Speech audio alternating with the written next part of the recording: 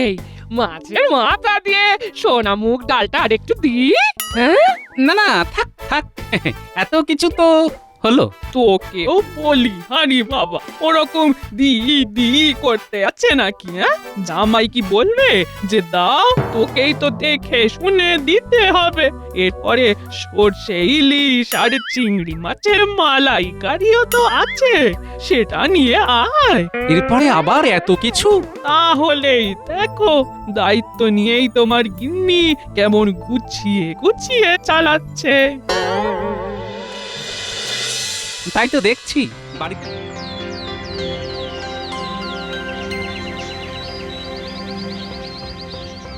এই যে বেশ তো খাতা খুলে বসে গেলে, বলি সংসারে কোনটা বারণ তো কোনটা কি আনতে হবে সেটা কে দেখবে?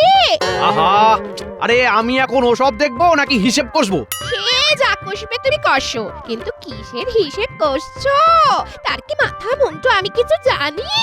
জেনেই বা কি করবে তুমি? মাস শেষ হলে বেতনের জন্য কত কি অর্থ লাগবে তার হিসাব করতে হচ্ছে। তাতে আমার কি আয় কিছু বাড়বে? চিন্তা নেই, ব্যয়ের সাথে সাথে আয়ও যাতে বাড়ে তার ব্যবস্থাও আমি করছি। ও মা, তাই নাকি? না না, এখনই অত ঘাবড়াবেন না গিনিমা, এখনো যে আমার দুঃখের কথাটাই শোনা বাকি। তা ফ্যাল ফ্যাল করে তাকিয়ে না থেকে ঝপঝপ করে শোনাবে তো নাকি? আমার না আর বাঁচার ইচ্ছে নেই মন্ত্রী মশাই। হ্যাঁ, বলুন, এইভাবে কি বাঁচা যায় নাকি? হ্যাঁ, আপনি বলুন। আহা, হয়েছেটা কি সেটা তো বলবে। আহ, কি আর বলি, আমার জামাইবাবু কত কত রোজগার করে, অথচ নিজের লোকেরা একটু হাসি খুশি থাকবে সেটাও ভাবতে পারে না। সত্যি, কিছু চাইলেই বলে অর্থ নেই। সে কি কথা? গোপাল তো মাস গেলে 50টি স্বর্ণমুদ্রা নগদ পায়, তারপরেও নাকে কাঁদে কেন? এটাই তো জানতে চাইছিল, বাকিটা এবার মা সামলে নেবে। হ্যাঁ, কি হলো, আবার কি বিড়বিড় করছো?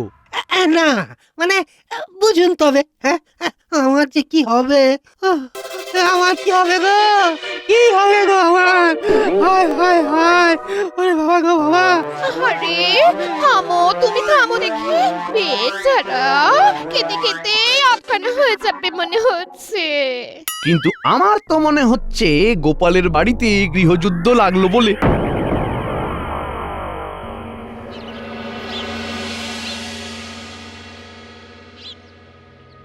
দেখ দেখ দেখ, তোর ভাইয়ের কি অবস্থা হয়েছে দেখ। আহারে, ছেলেটার মুখের দিকে তাকানো যায় না গো। সেই তো ভাই আমার যেন দিন দিন কেমন শুকিয়ে যাচ্ছে। শুকাবো না তো কি?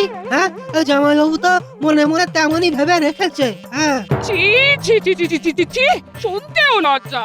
ওর মতোই তো অর্থ উপার্জন করে বাকি সভাসদেরা, তবু সবাই কেমন রসে বসে আছে, কিন্তু তোর জামাই বাবুরই অভাব যেন কাটে না। মনে হচ্ছে আমাকে নিয়েই জোর আলোচনা চলছে। আলোচনা নয়, বলো সমালোচনা। হ্যাঁ, সে কি? কেন গো, কি এমন করলাম আমি? কিছু করলে তবে তো বাঁচতাম, কিন্তু তোমার হাত দিয়ে তো কিছুই গলে না।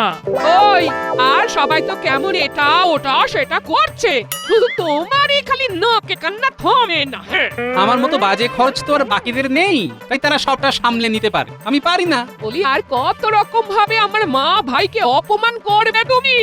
তুমি তো ঠিক মতো ভাবনা চিন্তা করে খরচ করো না। হ্যাঁ, সেই জন্যই তো বলি, মাসের বেতন প্রতি মাসে প্রথমেই গিন্নির হাতে দিয়ে দেবে, তাহলে কিভাবে কি খরচ করে কোথায় কত টাকা জমানো যায় আমার মেয়ে দেখিয়ে দেবে। হ্যাঁ, ভালোই বুঝতে পারছি, এদের হাতে বেতনের সবটা জমা হলে কিছুই আর বেঁচে থাকবে না, তাই আমাকে অন্য ব্যবস্থা করতে হবে।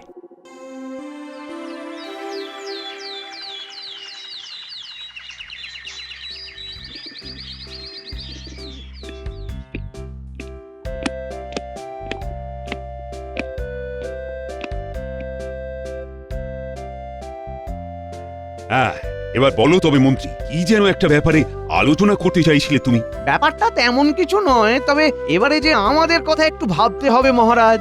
তোমাদের আবার কোন কথা? মহারাজ, নিত্য প্রয়োজনীয় সামগ্রীর দাম যেভাবে বাড়ছে, তাতে যে এবার বেতনক্রমে পরিবর্তন না করলেই নয়। এই না হলে মন্ত্রী মশাই, হ্যাঁ, আজে বাজে না বকে ঠিক কেমন কাজের কথাটা বলেছেন। হ্যাঁ, যথার্থ বলেছেন মন্ত্রী মশাই, উপার্জনে কিঞ্চিত বৃদ্ধি চাই। আজ যেন সবাই একেবারে আদা জল খেয়ে লেগেছে মনে হচ্ছে। তবে এইভাবে বলে কি আর মহারাজের মন গলানো যাবে? তার জন্য যে অন্য পদ্ধতি অবলম্বন করতে হবে। কি হলো গোপাল, তোমারও কি মনে মনে এই রকম কিছুই আছে? আমার মনে যা আছে সেটা না হয় মনে মনেই থাক মহারাজ। সেই ভালো। তবে সবাইকে জানিয়ে দিচ্ছি যে বেতন কোনো মতেই বাড়বে না। অন্য কোনো কিছু প্রস্তাব থাকলে বলতে পারো। মা, গোপালের কি বুদ্ধি! মহারাজের তালে তাল মিলিয়ে কেমন চুপটি করে বসে পড়লো। গোপাল বসে থাকার পাত্র নয়, এইমাত্র কিছু বলবেই বলবে। তবে বলছিলাম কি মহারাজ, বেতন বাড়ুক না বাড়ুক, বেতনের বেশ কিছুটা অংশ যেন ওই ভবিষ্যনিধি হিসাবে জমা রেখে দেওয়া হয়। কিন্তু তাতে লাভ কি হবে? গোপালের তো ওই রকমই কাজ, লাভ লোকসানের বিচার না করেই কথা বলে। লাভ আছে বই কি মন্ত্রী মশাই। ওইভাবে বেতনের কিছুটা জমলে প্রয়োজনে এককালীন সেই অর্থ পাওয়া যাবে। গোপালের কথাটা যুক্তিযুক্ত, ফেলে দেওয়ার মতো নয় মোটেই। কিন্তু তাতে তো বেতন কমে যাবে, সমস্যা কি করে কমবে? আমিও তো সেই কথাই বলছি, বেতন বাড়ার বদলে কমে যাবে, তাতে নাকি আবার ভালোও হবে। তোমার ভালো তোমার কাছেই রাখো গোপাল। ভালো কি আর শুধু আমার একার হবে? এতে সকলেরই ভবিষ্যৎ সুরক্ষিত হবে। আর রাজকোষে অর্থ জমা থাকলে তার সুদও পাওয়া যাবে। বর্তমানের কথা না ভেবে ভবিষ্যৎ ভাবার কোনো যুক্তি নেই, এতে আখেরে কাঁচকলা হবে। না না, এবার তো মনে হচ্ছে সিদ্ধান্ত নিতে বেশ কিছুটা চিন্তা ভাবনা করতে হবে। তবে যারা যারা চাইছে তারা আপাতত অর্থ সঞ্চয় করতে পারে। এটা তবে ঐচ্ছিক ব্যবস্থা করা হোক মহারাজ, বাধ্যতামূলক নয়। এখন না হয় নাই হলো, তবে অল্প কয়েকদিনেই এটাকে আমি বাধ্যতামূলক করেই ছাড়বো। হ্যাঁ, শোন, এবারে কিন্তু তোর মাথাটা ঠান্ডা রাখতে হবে। মাথা তো আমার ঠান্ডাই আছে মা, একেবারে বরফের মতো ঠান্ডা, বরফের মতো। এই ঠান্ডা সেই ঠান্ডা নয়। জামাই বাবা জীবন বেতনের অর্থ তোর হাতে তুলে দিলেও এখনই অত অর্থ তুই নিজের মতো খরচও করতে পারবি না। ঠিক বলেছ তো। তাহলে কি করবো এবার? সে তোকে কিছু করতে হবে না, এখন কয়েক মাস আমি সবটা সামলে দেব। সে তো সামলাতেই হবে মা, 50টা মোহর তো আর কম নয়। তবে সংসার চালানোর জন্য মাসে গেলে কটা মোহর যে পড়ে থাকে সেটাই দেখার। সে তো বটে, কারণ ওই বেশিরভাগটাই তো আমরা সরিয়ে ফেলবো।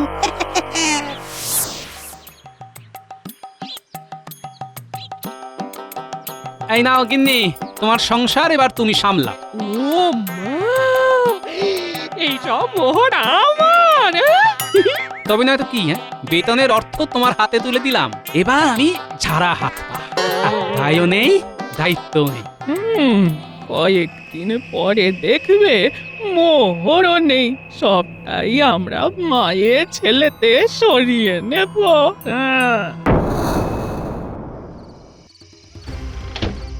দৌড় এঁটে দিয়েছি, নাও মা, এবার ঝটপট গুনে দেখো তো মোহর কটা গুনে গুনে ওই 50টাই আছে কিনা।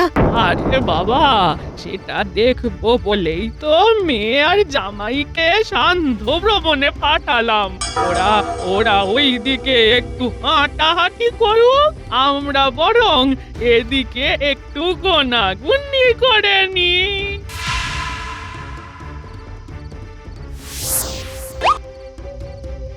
কি গুনে তো দেখছি 40টা মোহর আছে। কিন্তু তা কি করে হয়? হিসেব মতো তো 50টা মোহর থাকার কথা। তবে 10টা মোহর কম পড়ছে কেন? বুঝতে হবে ব্যাপারটা, বুঝতে হবে। মোহর কি আর এমনি এমনি কমে গেল? হ্যাঁ, তাহলে এবার কি হবে? না না না না, ঘাবড়ালে চলবে না। যাই হোক না কেন, আমরা আমাদের মতো অর্থ সরিয়ে ফেলার পর যা থাকবে তাই দিয়েই সংসার চলবে। না হলে আবার কি? না হলে আবার কি? হ্যাঁ, লোকজনের কাছে ধার চাইতে হবে। গোপালের নামে ধার চাইলে গোপালের মান সম্মান বাড়বে না নিশ্চয়। এতে এই অর্থ সরিয়ে রাখলে বাপ বাপ বলে যা আছে সব বের করে দেবে। হ্যাঁ, যাক, তাহলে এবার একটু একটু করে তোর বুদ্ধিটা খুলছে দেখছি। এবার শুধু বুদ্ধি নয় গো, দেখবে আমার হাতও কেমন খুলবে। হ্যাঁ, মানেটা কি? আরে মানে আবার কি, মানে ওই যে আমি ওই হাত পাততে শুরু করব, 1 সপ্তাহ পর থেকেই ওই ধার চাইতে বেরিয়ে পড়বো। হ্যাঁ,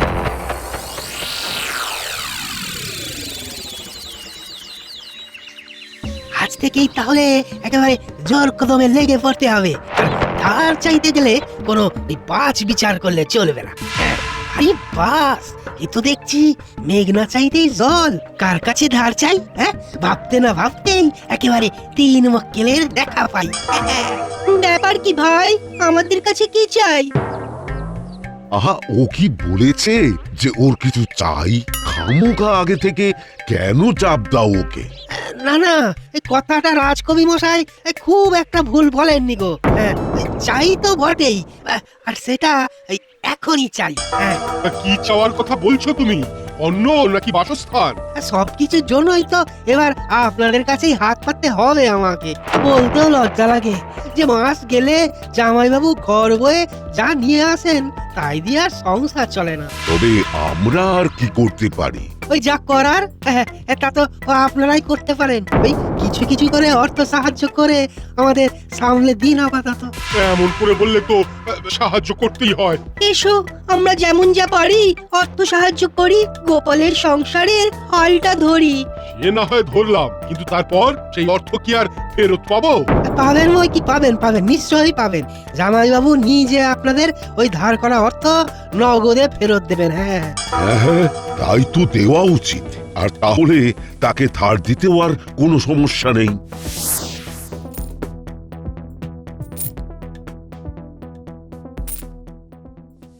তবে বাপু, ওই দেখো, ওই তোমার উপর ভরসা করেই মোহরগুলো দিলাম, তুমি আবার ওই ভরসা করে দিও না জানো। হ্যাঁ, কি যে বলেন রাজ সেনাপতি মশাই। হ্যাঁ, ওই আমার উপর ভরসা না থাকলেও ওই আপনাদের গোপাল ভাঁড়ের ওপর তো আছে। হ্যাঁ, এরপরে বাকি কাজ তো সেই করবে। তাতেই তো খেলা জমবে। যেমন যা দেওয়ার তা তো দিলাম, এবার তবে এলাম। সভাসদদের থেকে যেমন যা সংগ্রহ করে ফেললাম, এবার ওই সাধারণ মানুষদের মধ্যেও ধার চাওয়ার ব্যাপারটা ছড়িয়ে দিতে হবে। হ্যাঁ, যাই যাই, ওখান থেকেই শুরু করি। হ্যাঁ, বলো কি গো, গোপাল দাদার এমন অবস্থা? আমাদের কি কিছু করতেই হবে? যতটুকু অর্থ সাহায্য করার করি, তারপরে তো বলছে গোপাল দাদা একটু সামলে গেলেই শোধ করে দেবে। হ্যাঁ, তোমাদের এই সাহায্যের কথা কখনো ভুলবো না গো, কখনো ভুলবো না। একদম ভেবো না, গোপাল দাদা সব শোধ করে দেবে, বুঝলে? আর যদি না করে তবে মহারাজ তো আছেনই, তার কাছে গিয়ে তোমরা অভিযোগ করবে, তবে তো আর গোপাল দাদা তোমাদের ঠকাতে পারবে না। হ্যাঁ, আমি এখন আসি, কেমন? হ্যাঁ,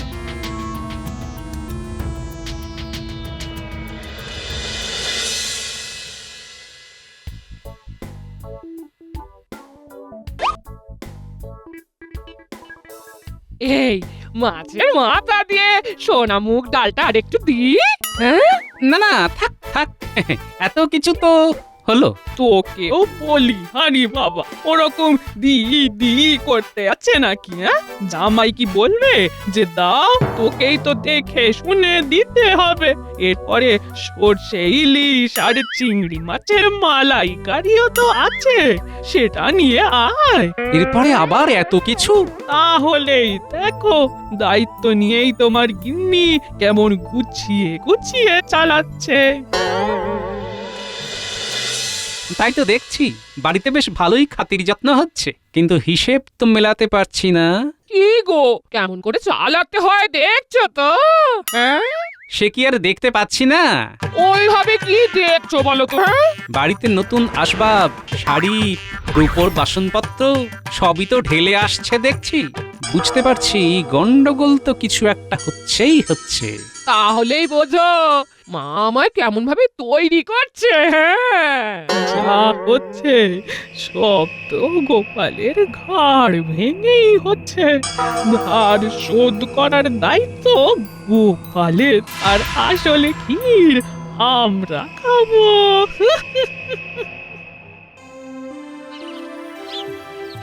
গোপাল কোথায় গেল? তাকে তো দেখছি না। এই তো মহারাজ, গোপালের নাম নিতে না নিতেই গোপাল হাজির। তাই তো, তা ব্যাপার কি গোপাল? তোমার শরীরে যেন আলাদাই একটা জিল্লা দিচ্ছে।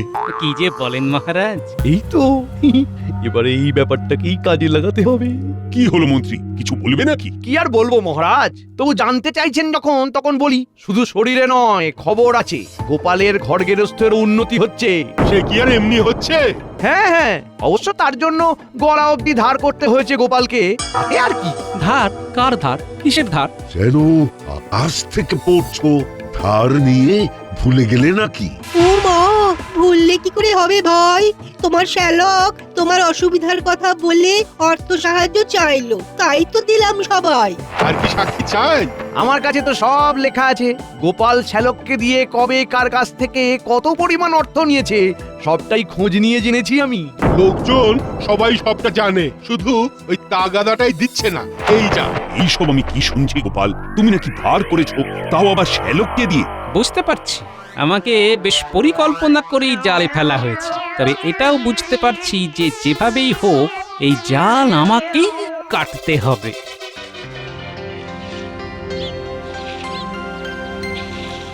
কই গো গিন্নি, তোমার মা ভাই এরা সব গেলেন কোথায়? কি হলো বলো তো?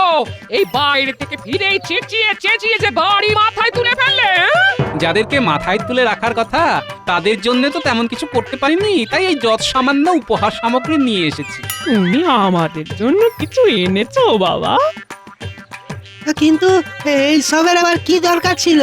দরকার আছে বই কি, শাশুড়ি মা আর তুমি যেভাবে ধরে ধরে আমার গিন্নিকে সংসার চালানো শেখাচ্ছ, তাতে যে আমি ভীষণ খুশি।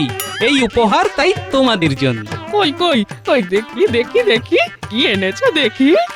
মা, এ কি? এটা আবার তোমার কেমন রসিকতা? বলি, এই এই এত ছোট চাদর কি গায়ে দেওয়া যায় নাকি? অবশ্যই যায়। তাই আবার হয় নাকি?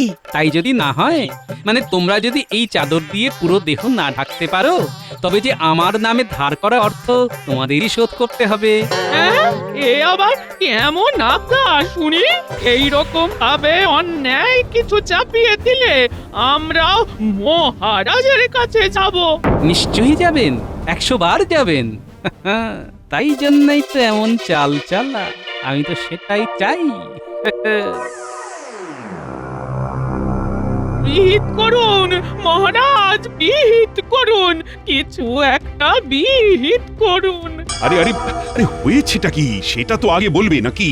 এই তো, এই দেখুন না মহারাজ, জামাইবাবু এই ছোট্ট চাদরটা দিয়ে আমাদের গোটা দেহ ঢাকতে বলছেন। আপনি বলুন রাজামশাই, কি করে করা যায় এমন? হ্যাঁ, এদিকে করতে না পারলে আবার ওর সব ধার দেনা নাকি আমাদেরই শোধ করতে হবে। সে কি গোপাল, এই অসম্ভব কাজ কি করে করবে ওরা? এটা কি গোপাল নিজে করতে পারবে? পারবো মন্ত্রী মশাই, কেন পারবো না? এই যে দেখুন দেখুন, কই ভাই, দাও দেখি চাদরটা চাপিয়ে দাও। কি কেমন মজা? হ্যাঁ, এটা ঢাকা দিতে গিয়ে যে ওটা বেরিয়ে পড়ছে গোপাল।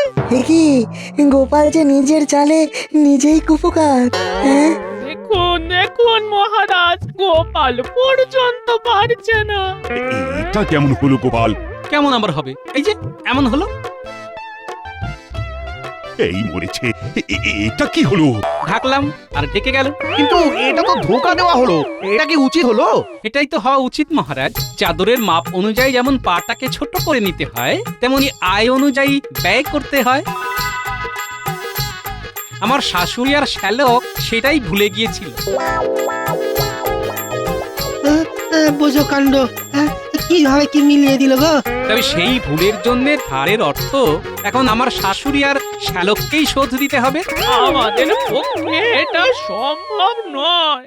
আমাদের কি আয় আছে যে আমরা শোধ করব? হ্যাঁ, ও মা গো, তার মানে শুধু গোপালের অর্থে বসে বসে খাবো আর ঘোঁট পাকাবো? রাজসভার বাইরে পাওনাদারদের গাদা ভিড়, আপনি নিজের চোখেই দেখবেন। চলুন মহারাজ। তাই নাকি?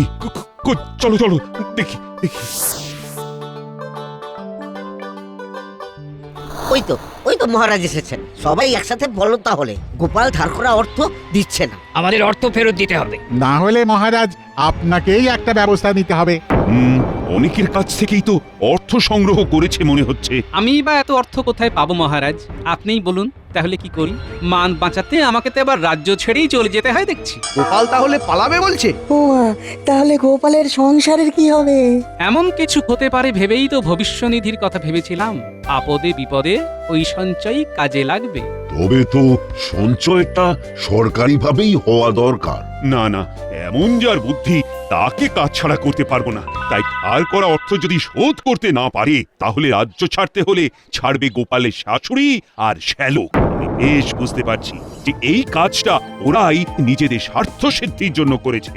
কিন্তু ওই ধার করা অর্থ কি আর সবটা আমাদের কাছে আছে মহারাজ? আপনি আর একবার ভেবে দেখুন মহারাজ। যা ভাবার ভাবা হয়ে গেছে।